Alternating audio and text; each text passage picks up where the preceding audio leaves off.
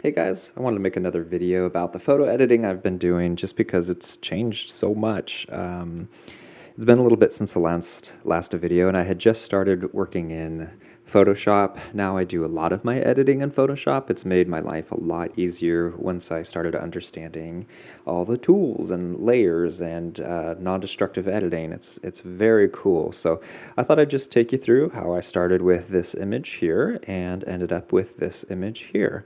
They're not crazy drastically altered, but there are just a few things that I did that really help it pop and, of course, make it more universal so it doesn't matter what float tank it's in. Everybody can use this image. Oh, this is Simon. She's an ultra marathon runner. She's an absolute machine. She really trains harder than I think anybody I know at anything, let alone running. I mean, she's got an incredible mindset for athleticism and training.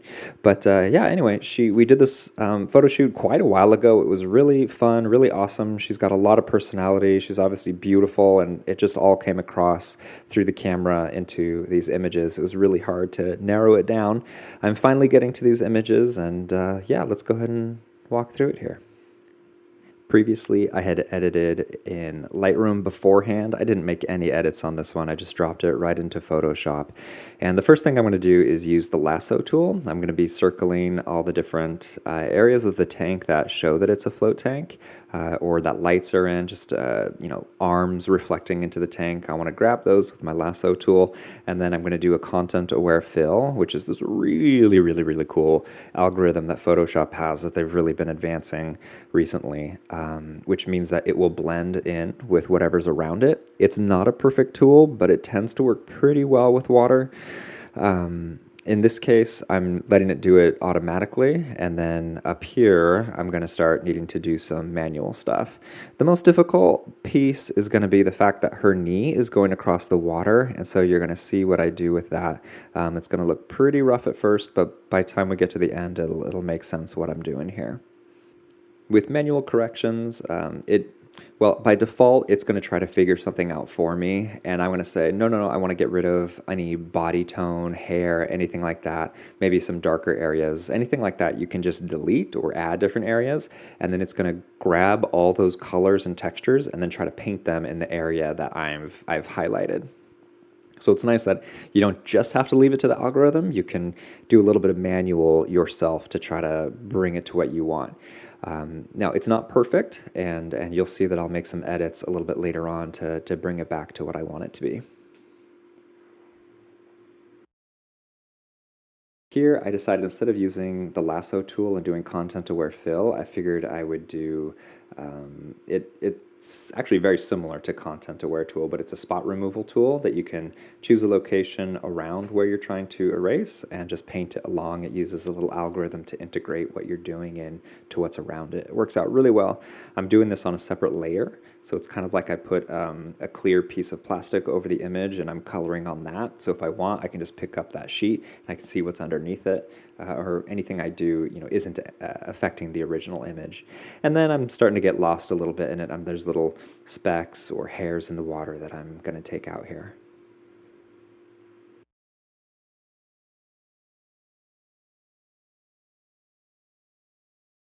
So here we are on the knee, and with this, what I'm going to do is do a rough selection of the knee. I'm going to inverse that selection, so what you're seeing right there on the knee is actually the only thing that's not selected. And then I'm going to grab a clone stamp tool. I'm going to paint. It's going to be a real rough painting, basically shooting out from the knee up to the top of the screen. What I'm trying to do is create a consistent color palette for when I do the content-aware fill. So when I do a lasso, it's going to go through the water, behind her knee, I'll explain that in a second, and up and around. So I'm not going to I need some kind of bridge of color for the algorithm to grab onto, because if I highlight her knee, any flesh color at all, it's going to blow that color out into the image, and it looks terrible. So here I am grabbing that color. You can see that I'm going to do the content-aware fill manually, not just the automatic one.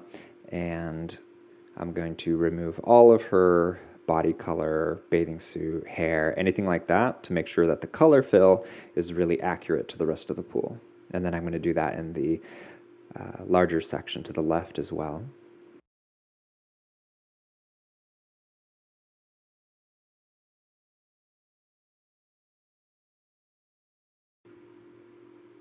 And here I'm just going to do some painting using the stamp tool to get colors from other areas and textures and blend that in. I have a very, very low fill percentage so that it doesn't, everything kind of blends together. I can use multiple colors, strokes, and it all starts blending together, and you can't tell that were brush strokes at all.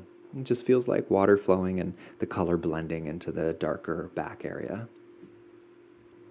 Now that all looks hunky-dory, except that her knee looks like an 8-bit character out of a Nintendo Entertainment System. So that is a problem. So what I'm going to do is create what's called a mask for this top image here, the one that actually includes the knee. And what I'm going to do is basically erase what's visible. It's not actually erasing, this is non-destructive, but what a mask allows me to do is say what is seen and what isn't seen. And if I quote unquote erase a portion, it's going to show what's underneath it. So I'm going to carefully brush around her knee so that the previous knee is what's actually seen, if that makes any sense.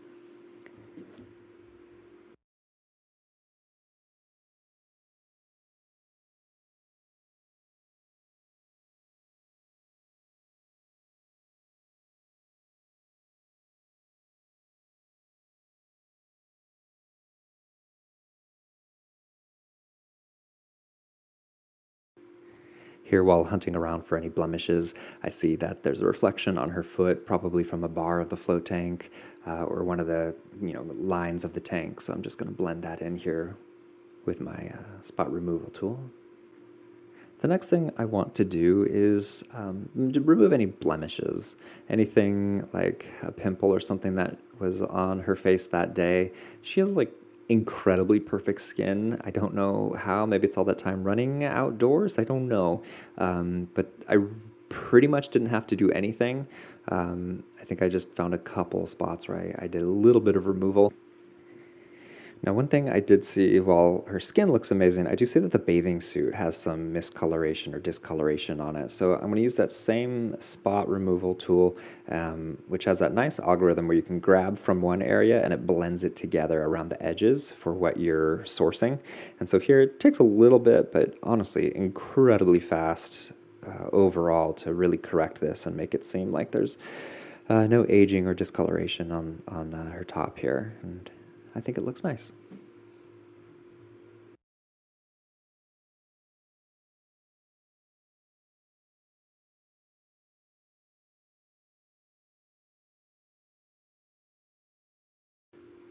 Here I'm creating two curves layers. This is where you can increase lights and darks. I'm going to have one that increases the brightness, and then I'm going to basically turn it off.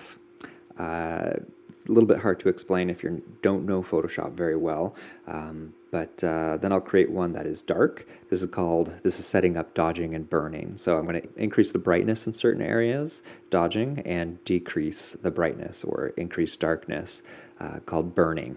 And here I'm just creating a black and white image where I can really clearly see.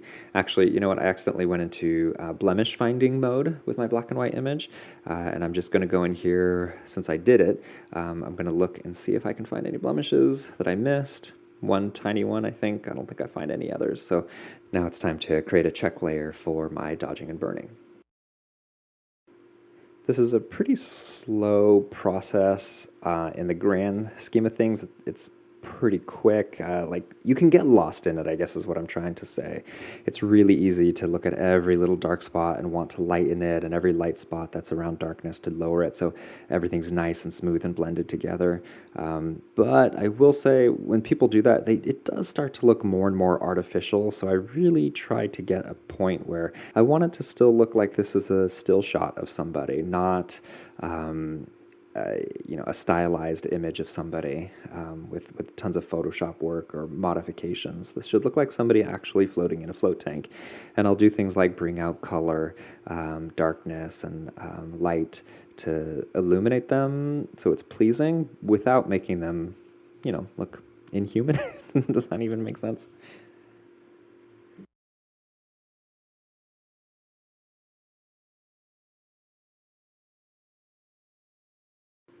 So I've transferred it into Lightroom, and you can see the previous image with everything around it, and now here's the new image where she's really just floating in water, and I think her face pops a little bit more.